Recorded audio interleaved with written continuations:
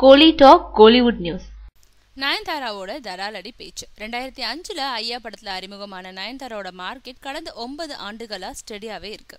2 முறை காதல்ல விழுந்து அவங்களாக தான் பட வாய்ப்புகளை இழந்துகிட்டு இருந்தாங்க. இந்த நிலையில செகண்ட் இன்னிங்ஸ்ல அவங்களோட கெரியர் ரொம்பவே ஸ்ட்ராங்கா இருக்கு. அஜித், ஆர்யான்னு நடிச்சவங்க இப்போ சூர்யா, ஜெயம் ரவி, சிம்பு, உதயநிதி போன்ற நடிகர்களோட நடிச்சுக்கிட்டு இருக்காங்க. இதுக்கப்புறம் அவங்கள புக் பண்ண பல இயக்குனர்கள் அலைஞ்சுக்கிட்டு இருக்காங்க. இதனால தன்னோட சம்பள விஷயத்துல எப்பவும் போலவே இப்பவும் பிடிவாதமாவே இருந்துட்டு இருக்காங்க நயன்தாரா. அதாவது எந்த காரணம் கொண்டோ 2 கோடி சம்பளத்துல இருந்து இறங்கவே மாட்டேன்னு அதிரடியா சொல்லியிருக்காங்க நயன்தாரா. ஆரம்பம் ராஜாராணி படங்கள் வெற்றி பெற்றதை அடுத்து அவங்க நடிச்ச இது கதிர்வேலன் காதல், நீ எங்கே என்னன்வே போன்ற படங்கள் தோல்வி அடைஞ்ச போதும் தன்னோட நிலையில உறுதியா இருக்கும் நயன் இப்போ நடிச்சிட்டு வரும் தனி ஒருவன், இது நம்ம ஆளு படங்கள் கண்டிப்பா தனக்கு ஹிட்டா அமையும்னு நம்புறாங்களாம்.